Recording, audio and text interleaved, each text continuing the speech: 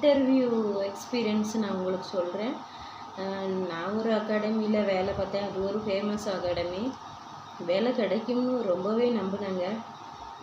Full details தெரியணும்னா இந்த வீடியோவை ஸ்கிப் பண்ணாமல் பாருங்கள். நிறைய இம்பார்ட்டண்ட்டான விஷயங்கள் இதில் இருக்க போகுது. ஃப்ரெண்ட்ஸ் கூட ஷேர் பண்ணிக்கோங்க. இப்போ வந்து நான் எந்த வேலை தேட போனாலும் சரிங்க, அங்கே என் வாய் சும்மாவே இருக்க மாட்டேங்குது. நீங்கள் என்ன படிச்சிருக்கீங்க அப்படின்னு கேட்பாங்க. எந்த ஊர்லேருந்து வரீங்க சொல்லுவேன். பழையங்கோட்டை அப்படின்பேன். திருநெல்வேலிக்குள்ளே தானே நடக்கும் இன்டர்வியூ. அதுக்கப்புறம் உங்கள் அப்பா அம்மா என்ன பண்ணுறாங்க? அம்மா ஹவுஸ் ஒய்ஃப். அப்பா என்ன பண்ணுறாங்க அப்படின்னு சொல்லும்போது எனக்கு உண்மையை மறைக்க முடியாது. அப்பா ரிட்டையர்ட் பர்சன். என்ன டிபார்ட்மெண்ட் அப்படின்னு கேட்பாங்க. அக்ரி அப்படின்னு. அதுக்கப்புறம் அது கேட்டவுடனே கொஞ்சம் நோட் பண்ணிக்குவாங்க. அடுத்து வந்து உங்களோட எக்ஸ்பீரியன்ஸ் என்ன, நீங்கள் என்ன முடிச்சிருக்கீங்க, என்ன மேஜர் அப்படின்னு கேட்டாங்க. நான் வந்து சொன்னேன், நான் பிலிட் தமிழ் மேஜர் தான். பிலிட் முடிச்சு இப்போ பிஜி முடிக்க போகிறேன், பிஎட் பண்ணியிருக்கேன் அப்படின்னு சொன்னேன். அதுக்கப்புறம் பிஜிடிசியும் பண்ணியிருக்கேன், சர்டிஃபிகேட் கோர்சஸ் நிறைய பண்ணியிருக்கேன் அப்படிங்கிறதையும் சொன்னேன். அதுக்கப்புறம் அவங்க ரெஸ்யூம் எடுத்து செக் பண்ணாங்க. செக் பண்ணிவிட்டு உங்களுக்கு எத்தனை பிள்ளைங்க அப்படின்னு கேட்டாங்க. நான் சொன்னேன் 2 பிள்ளைங்க அப்படின்னேன். அதுக்கப்புறம் உங்கள் ஹஸ்பண்ட் எங்கே ஒர்க் பண்ணுறாங்க அப்படின்னு கேட்டாங்க. திருப்பூரில் ஒர்க் பண்ணுறாங்க அப்படின்னேன். அதுக்கப்புறம் என்ன ஒர்க்கு அப்படின்னு கேட்டாங்க. நான் சொன்னேன் பனியன் கம்பெனியில் ஒர்க் பண்ணுறாங்க அப்படின்னு சொன்னேன். அதுக்கப்புறம் ஏன் நீங்கள் திருப்பூர் போக வேண்டியதுதானே, எதுக்கு இங்கே இருக்கீங்க அப்படின்னு கேட்டாங்க. நான் என்னோடய பிள்ளைகள் படிப்புக்காண்டி நான் இங்கே இருக்கேன், அம்மா வீட்டில் இருக்கேன் அப்படின்னு சொன்னேன். அதுக்கப்புறம் அதெல்லாம் நோட் பண்ணி வச்சுக்கிட்டாங்க. அதுக்கப்புறம் நீங்கள் எவ்வளோ சேலரி எக்ஸ்பெக்ட் பண்ணுறீங்க அப்படின்னு கேட்டாங்க.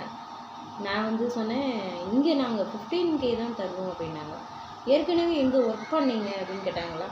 நான் வந்து சொன்னேன், ஏற்கனவே ஒரு அகாடமியில் ஒர்க் பண்ணியிருக்கேன் சார், 1 வருஷம் எக்ஸ்பீரியன்ஸ் இருக்குது, நான் ஏற்கனவே 12,000 கிட்ட சேலரி வாங்கியிருக்கேன் அப்படிங்கிறத சொன்னேன். அதுக்கு முன்னாடி எங்கெங்கெல்லாம் ஒர்க் பண்ணீங்க, நீங்கள் ஒர்க் பண்ணி எவ்வளோ இயர்ஸ் ஆச்சு அப்படின்னு கேட்டாங்க. நான் சொன்னேன், நான் பிஎட் படிக்கிறதுக்கு முன்னாடி தான் நான் வந்து ஒர்க் பண்ணேன் சார், கொரோனாவுக்கு முன்னாடி. அப்போ கொரோனா பேட்சில் என்ன பண்ணீங்க அப்படிங்கிறாங்க. வீட்டில் இருந்து ஒர்க் ஃப்ரம் ஹோம் மாதிரி ஒரு டெலிகாலிங் ஒர்க்கு பார்த்துட்டு இருந்தேன் சார் அப்படின்னு. அது எத்தனை வருஷம்னு கேட்டாங்க. அது 2 வருஷமாக பார்த்துட்டு இருந்தேன் சார் அப்படின்னு. அதுக்கப்புறம் நிறைய நான் என் வாய் சும்மா அடக்காமல் 200 கால்ஸ் சார் ஒரு நாளைக்கு. எனக்கு வந்து காது அப்படி வலி வந்துருச்சு. அதனால தான் அந்த டெலிகாலிங் ஒர்க்கே பிடிக்கல. எதனால் அந்த ஒர்க்கு போகலன்னு கேட்டாங்களா. எனக்கு அந்த நிறைய கால்ஸ் பேச சொன்னாங்க. நானும் பேச தான் செஞ்சேன். அதிகமான அளவு காது வலி வந்துச்சு, அதனால் வேண்டாம் சொல்லிட்டேன். இன்னும் பிடிக்கலன்னு சொல்லிட்டீங்க சட்டுன்னு அப்படின்னாரு. இல்லை சார், 200 கால்னால் அவ்வளோ கால் பேச முடியாதுல்ல சார் அப்படின்னு சொல்லிட்டு நான் எப்போவுமே ஃப்ராங்காக தான் பேசுவேன். இந்த ஃப்ராங்காக பேசுகிறதுனாலேயே எனக்கு வேலை வந்து கிடைக்க மாட்டேங்குங்க. என்னால் உண்மைகளை மறைச்சி பொய் சொல்ல முடியாது. எங்கள் அப்பா என்ன ஒர்க் பண்ணுறாங்கன்னு கேட்டால் நான் அக்ரிகல்ச்சர்னு தான் சொல்லுவேன், ரிட்டையர்ட் பர்சன் தான் சொல்லுவேன். அது எப்படி மறைக்க முடியும்? அதுக்கப்புறம் ஹஸ்பண்ட் என்ன ஒர்க் பண்ணுறாங்கன்னா அவங்க ப்ரைவேட் கம்பெனி தான். அப்போ நான் வந்து கூட பிறந்த யார் இருக்காங்கன்னு கேட்டால் பிரதர் இருக்காங்க. அவங்க எங்கே வேலை வைக்கிறாங்க, அவங்களும் அக்ரிகல்ச்சரில் தான். அப்போ 2 பேரும் சேம் டிபார்ட்மெண்ட்டா அப்படின்னு கேட்டாங்கன்னா ஆமாம் அப்படின்னு. ஃபேமிலி டீட்டெயில்ஸு கேட்டாங்கன்னா இப்படி தான் சொல்ல முடியும். என்னால் இதை மறைச்சி இல்லை கூலி வேலை பார்க்காங்க இல்லை அப்படிலாம் சொல்ல முடியாதுல்ல. அதனால் நான் வந்து என் வாயில் பொய்யே வராது, உண்மையே சொல்லி விளம்பி பழகிட்டேன். அதனால் மறைச்சாலும் நம்ம தெரிஞ்சிடும். பொய் சொன்னால் ஆல்ரெடி இதில் கண்டுபிடிச்சிருவாங்க இன்டர்வியூவில். அதனால நம்மளை பற்றின உண்மையிலே சொல்லுவோம். சரியா, உண்மையே சொல்லி வேலை வாங்குறது தான் நல்லது. நான் எப்போதுமே என் மைண்டில் ஓடுறது தான். பொய் சொல்லி அப்படி ஒரு வேலை நமக்கு தேவை கிடையாது. அப்புறம் வேறு என்னெல்லாம் தெரியும் அப்படின்னு கேட்டாங்க. நான் கம்ப்யூட்டர் கோர்ஸ் படிச்சிருக்கேன், அதுக்குண்டான சர்டிஃபிகேட்ஸு இருக்குதுன்னு காமிச்சேன். எல்லாத்தையும் எழுதி வச்சாங்க. எழுதி வச்சுட்டு சரி உங்களுக்கு நாங்கள் இப்போது வர சொல்ல மாட்டோம், 1ஆந்தேதியிலேருந்து தான் வர சொல்லுவோம் அப்படின்னாங்க. அப்புறம் அங்கே படிக்கிற அட்மாஸ்பியர் எல்லா பிள்ளைகளும் அழகாக படிச்சுட்டு இருந்தோம். உங்களுக்கு இங்கே வந்து உங்களுக்கு என்ன வேலை அப்படின்னா கோஆர்டினேட்டர் ஜாப் மாதிரி அப்படின்னு சொன்னாங்க. இந்த பிள்ளைகள் வந்து மானிட்டர் பண்ணணும், பிள்ளைகள் படிக்குதா என்னன்னு செக் பண்ணணும், பிரேக் டைம் அப்புறம் லன்ச் டைமில் தான் நீங்கள் இருக்கணும். அதுக்கப்புறம் பேரண்ட்ஸ் கால் பண்ணுவாங்க, பிள்ளைகள் யாராவது வராமல் இருந்தால் நீங்கள் வந்து என்ன ரீசன்னு பேரண்ட்ஸ்கிட்ட கேட்டு அதுக்கப்புறம் நீங்கள் உங்களுக்கு ரிப்போர்ட் பண்ணணும். ஒரு குரூப்பில் நாங்கள் ஜாயின் பண்ணி விடுவோம், அதில் தான் நீங்கள் அட்டண்டன்ஸ் வந்து போடணும் அப்படின்னு சொன்னாங்க.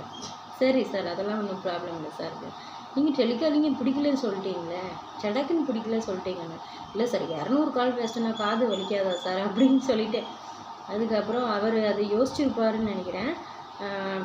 அதுக்கப்புறம் நான் வந்து இப்போ எங்கள் வீட்டுக்கிட்டன்னா நியூ பஸ் ஸ்டாண்டுக்கிட்ட உள்ள பிரான்ச் வந்து போடுறேன்னு சொன்னார். இல்லை, இங்கே உள்ள பிரான்ச் வேண்டாம் சார், நீங்கள் வந்து வேறு பிரான்ச் எனக்கு கொடுங்க, வண்ணார்பேட்டை பிரான்ச் கொடுங்க அப்படின்னு கேட்டிருந்தேன்.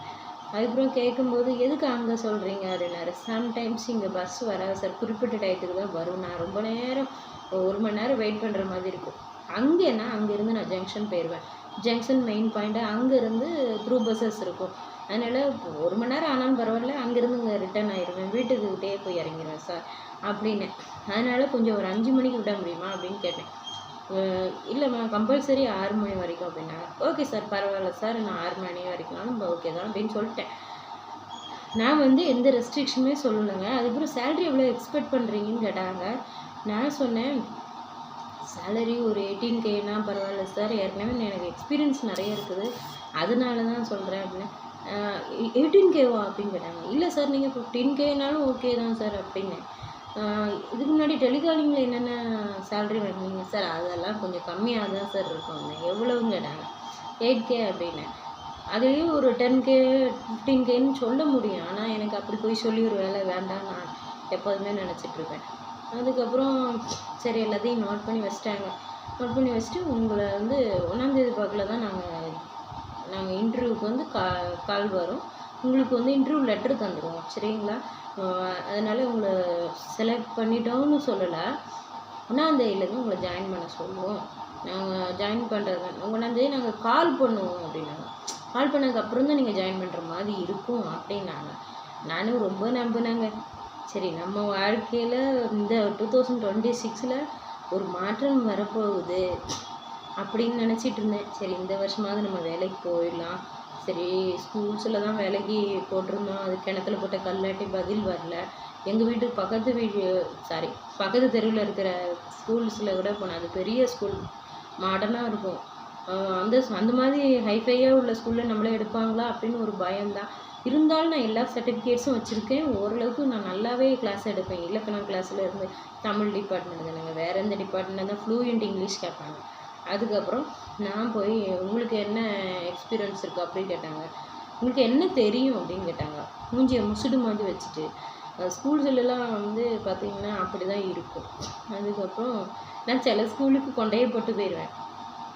அப்போது கொஞ்சம் எக்ஸ்பீரியன்ஸ் மாதிரி தெரியுமா, எக்ஸ்பீரியன்ஸ் இல்லைன்னு தானே வேலையில் எடுக்க மாட்டுறாங்க. அதுக்கப்புறம் சரின்ட்டு நானும் பாடத்தை நடத்திட்டு வந்துடுவேன். அதுக்கப்புறம் அவங்களும் சரி நாங்கள் கால் பண்ணுறோம் அப்படின்னு சொல்லுவாங்க.